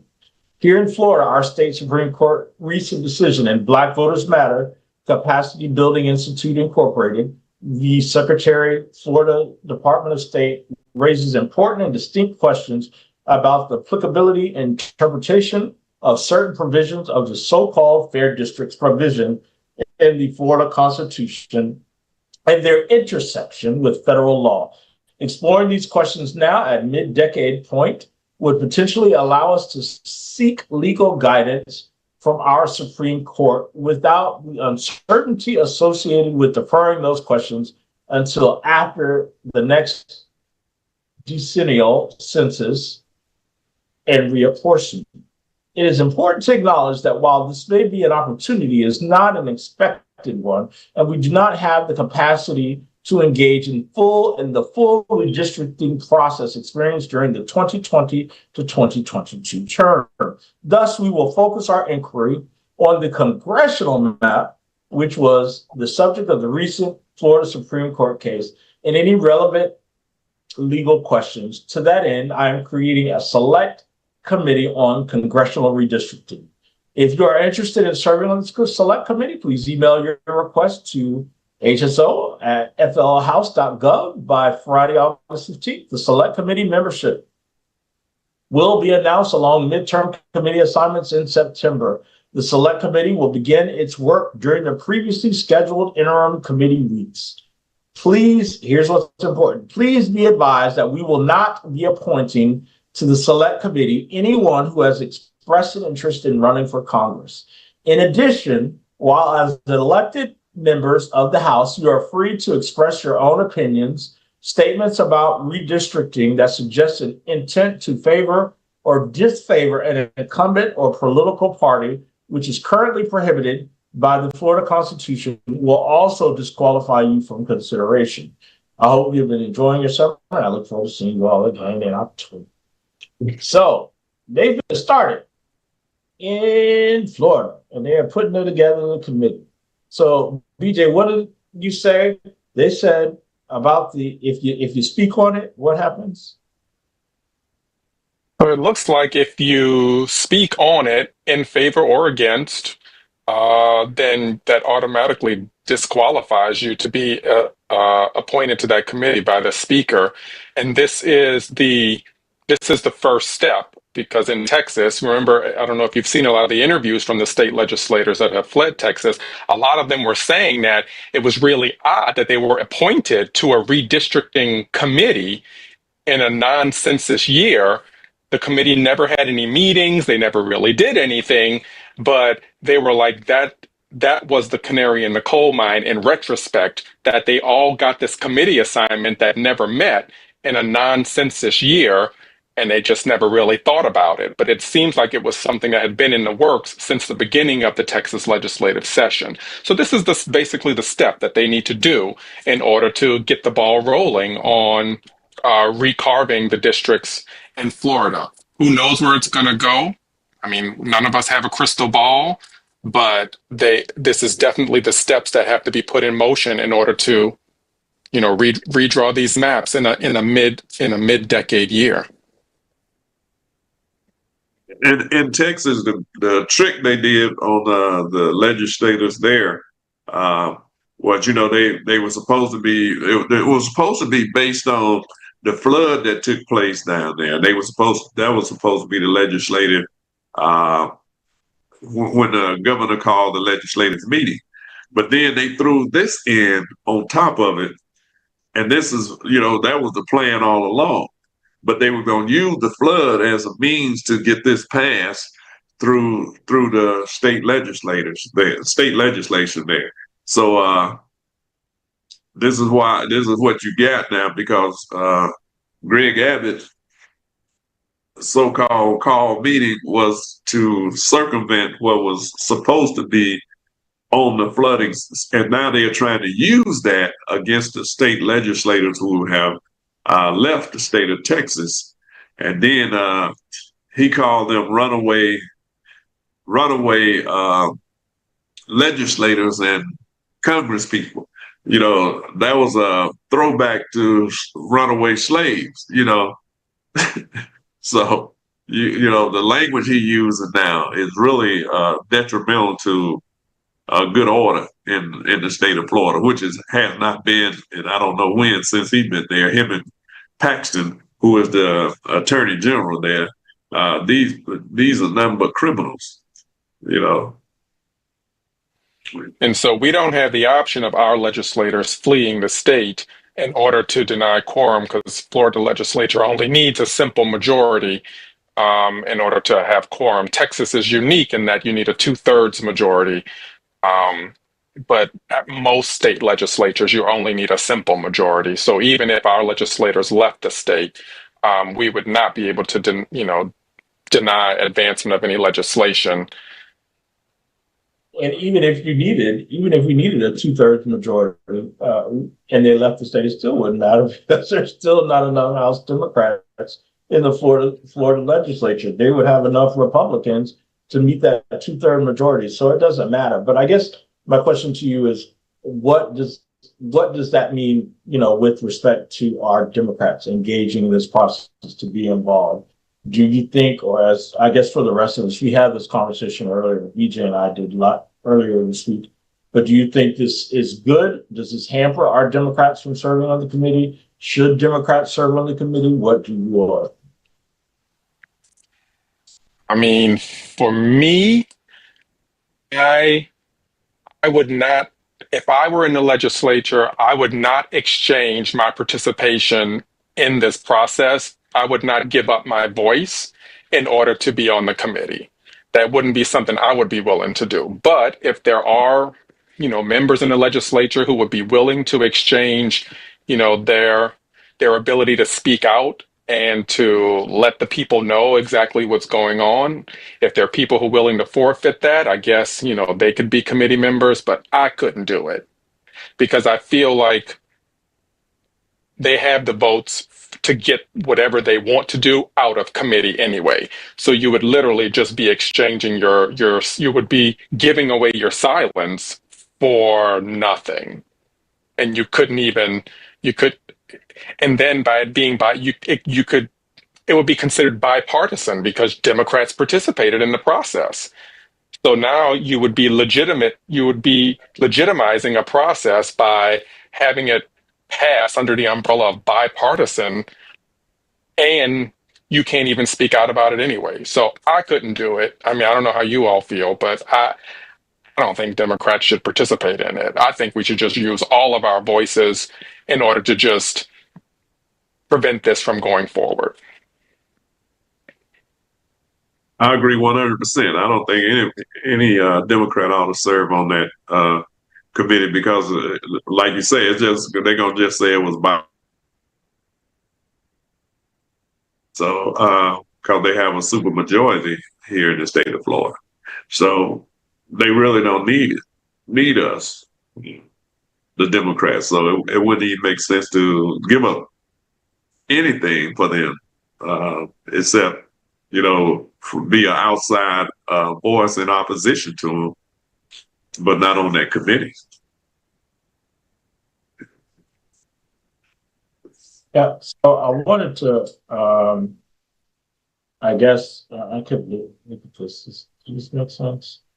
To show what the congressional map looked like, and just to what they look like. Because right now, Florida has 28 congressional seats here, and Democrats hold a total of 8 of those seats. There are, when we look at it, we're at, what is it, Representative, and we just did this day, right? Representative Darren Soto, which is Congressional District 9. District 10 is Maxwell Frost. Of course, District 9 is like south of Orlando. District 10 is Orlando in that stretch that he has. District 14, which is Kathy Castor, which is Tampa Pinellas in that area. District 20, which is Sheila Sherfilis McCormick, which is Broward and that South Florida contingency. District 22, which is Lois Frankel, which is also down there in Broward in that area. Palm Beach, District 23 is Jared Moskowitz. Miami-Dade, District 24, which is Frederica Wilson, and District 25, which is Debbie Wasserman Schultz. Those are our 8 congressional U.S. House of Representatives members who serve there versus out of the 28 that we have. So when we look at that, is there an opportunity to push? We were having a conversation. What does that look like? What would a new congressional map look like? I have reservation to think that they would be able to gerrymander maps that would move, because their intent in Florida is to gerrymander Maxwell Frost out of his district. And I don't know if Darren Soto or Kathy Castor on that, but it seems like they're targeting the Central Florida folks and wanting to push all of the Democrats down into the southern part of the state, right? The Democratic representation. I don't understand how you do that without putting at risk the seats neighboring those seats that are already held by Republicans. Because we know some of them don't hold them by high. There are plus 15 and less seats.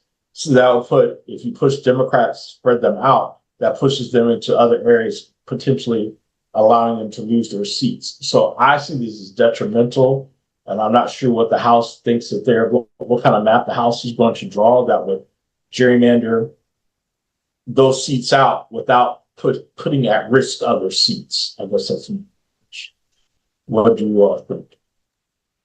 I don't think they care. They have a super majority, so if you lose spot, No, get but rid it's of us. congressional. They're not doing. They're only doing the congressional, not the House, not the floor, not the state seats, just the congressional. I don't think they care. My answer doesn't change. I honestly don't think they care. I think that they are trying. It's the fact that they can do it, and it's the impact that normally happens with Democrats. And when we get upset, some of us fight back, and some of us say, "Well, then I'm just not going to vote," and they know that. So you do everything possible to stop us because, like you said before, I think it was you. We aren't going to. There's no bell to ring for Democrats. Republicans have a bell. They ring the bell, and it doesn't matter what it is. I believe if they told everybody to stay home from work for days, they would do it.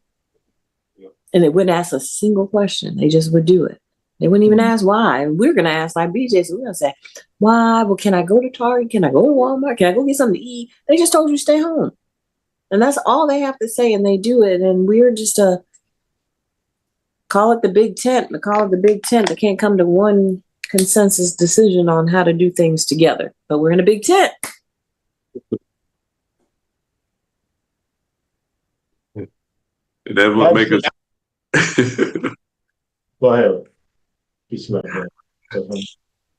Yeah, I was gonna say that the Big Tent makes the Democrats unique, but by the same token, it has hurt us over the years too, because right now what we are talking about redistricting, and BJ was right. I say, let's do what we got to do and get the record straight, set up some guardrails for the future, so that these things we won't have to be talking about in the future, that we codify stuff into law, like redistricting, making sure that the census is true to what, making sure the census is true, and making sure that the districts that are drawn, the maps that are drawn in the best interest of the state and the country. And you need a just and fair committee to do that. But until then, we got to fight fire with fire. We got to get in. We got to get down in the mud with them, and make sure that they cannot do what they have done and continue to do since President Obama was in office. When President Obama was in office, you had the Tea Party come to power. And most of these people that's in office now came from the Tea Party, and so they reclassified themselves under Trump. And when he was elected the first time, they the one had pushed through a lot of this junk, and they were the one that stopped President Obama from getting laws passed, because they took over in 2010, because we were still salivating over his win. But we didn't get out in 2010 and vote to make sure that he continued to hold the House and the Senate. So even though he held the Senate for a while, but he lost that. They lost that too, and lost the House, I think, by 30 some seats during that period, because the people didn't get out and vote and participate. And then this is why you got Trump, to this day, even though Joe Biden came in after that, but to this day, you got this person who has no clue about what's happening and what democracy even mean or stand for. And you can notice whenever he signed his name on something, he turned it around so everybody can see it, and then he tell the people, well, you have to tell them what it is. I'm like, dude, you haven't even read nothing. You just, you putting your name on something, you don't even know what you're signing, but that's Trump. And that's why we got to make sure that he never could stay in power after this election. And it's important that we win back the House. It's very important that we can somewhat control on the state levels around the country. But if Abbott has his way, other states, other red states, going to follow him, like Florida and other states, Louisiana, Kentucky, probably, other states, Arkansas. We know Arkansas and Mississippi going to follow suit. There's no doubt about it. They've been some of the most racist states in the history of this country forever, and still is. Have nothing changed. But those northern states, a lot of them can help offset most of these southern states, But then Trump said he gonna cut funds. He gonna cut funds to California. Now, California is the sixth largest economy in the world. Not in America, but in the world. And he's talking about cutting funds to California. And Gary Newsom saying, okay, well, we'll just stop sending our money there. We'll stop sending the tax money there. And that means that a lot of them southern states who are welfare states going to suffer more than California would ever suffer. Just wanted to throw that out there while we was talking about California. Also, go ahead, Derek. Oh, go ahead. What are you about to say? No, go ahead. I was going to switch subjects because we had 8 minutes left, and I wanted to just bring up the conversation around the lieutenant governor for the state of Georgia becoming a Democrat and running for governor in 2026. Do you believe it? Do you think his change is authentic? Do you think he has seen the light? What do you think? I don't mind people. I really want people. I don't mind people having change of hearts, seeing their better angels, and then saying, you know what? I think I need to switch parties. But how you switch party and then run for the highest office in the state under a new party? Like, why don't you go run for like city council or county commissioner as a Democrat? Go and do that. But you want to go from being a Republican to a Democrat and then run to be the governor? I know we have another person doing that locally, so I need to watch what I'm saying when I'm saying that. But that being said, I'm open, but I just think, can you like join your local DEC first and maybe start there before you start wanting to be like the leader of the party in the state and you just been in the party 2 seconds ago? So here's my concern. And again, I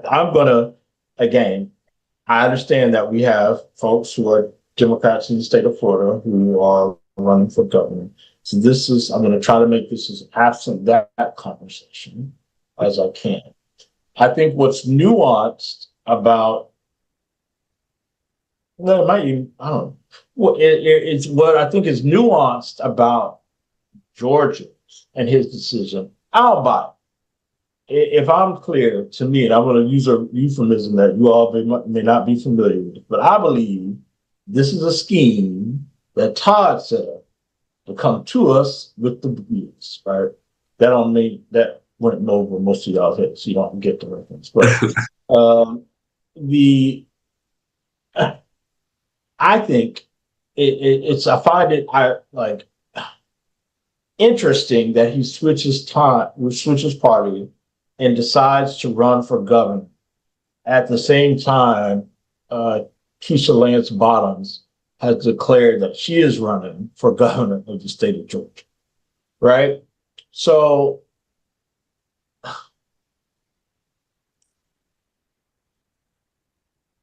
what better way to appease the people who might have some discontent with Marjorie Taylor Greene and all their congressional delegation that runs the state of Georgia, but to give you an alternative who used to be one of you, for those of you who are not comfortable voting for a black woman to be your lead, right? So that you can then get in office and be like, just kidding, I'm going back to being a Republican. Yeah.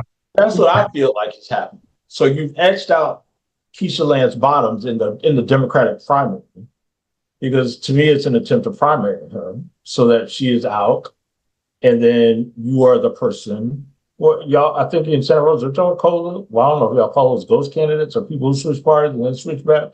But to etch out the people in the primary so that they are the Democratic nominee, and then they get into office and have a full relapse, as I'll say it, and they go back to their GOP ways. That's just me, but I don't. I mean, and what the thing is, what it would be great if he would switch to be a Democrat and then say, Keisha Lance Bottoms, I'm going to be your surrogate in rural Georgia. I'm going to be the one that's going to go to the Marjorie Taylor Greene district and sell you, because I can go and speak to those people and maybe they'll receive me better than they would receive you. Mm-hmm. So let me carry your message out in rural Georgia. Mm-hmm. That is what a responsible elected official would do if they found themselves ostracized by their party and found a home in a new party. You don't move into somebody's house and just walk in their refrigerator, take their food, throw your feet up on the table, and be like, and not it's my house. I live here. But that's me.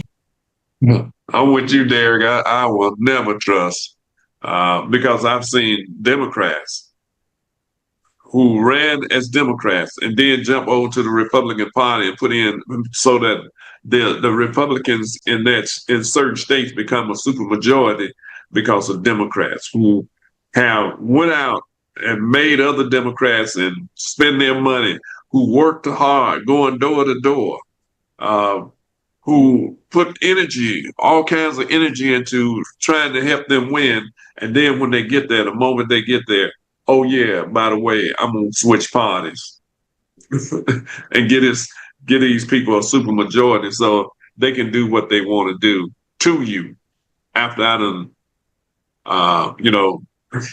scammed you out of your vote and schemed and stole because I was a Republican all along. It's amazing.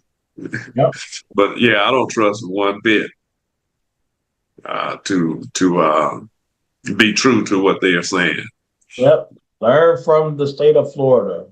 You know, we got some of y'all was gung ho about Charlie Chris. Oh, Charlie Chris. I love Charlie Chris. Oh, you love Charlie Chris.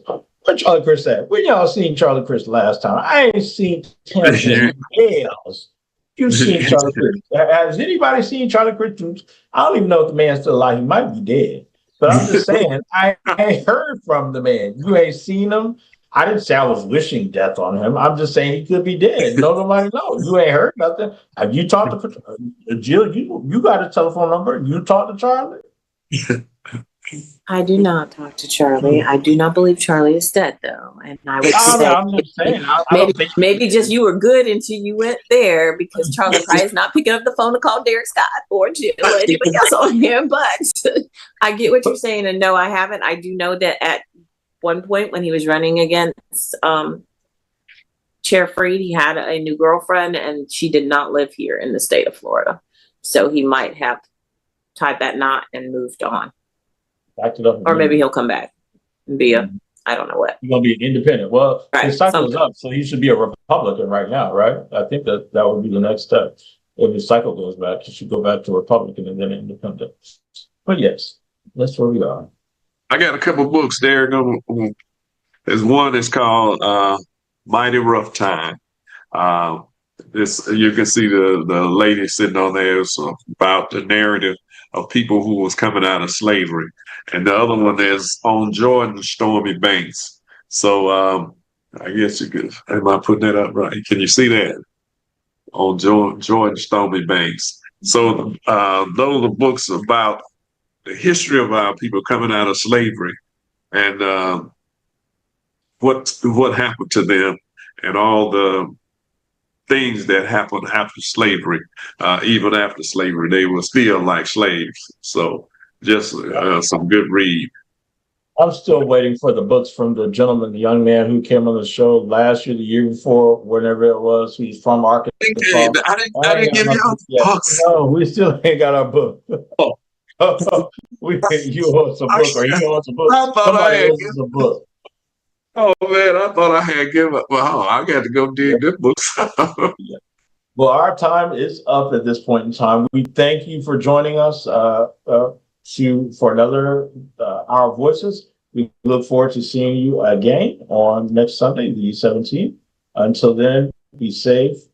Make sure you come out to Equal Ground on the 16th, and we will see you next week. Take care, everybody. Have a great Good night. Good night.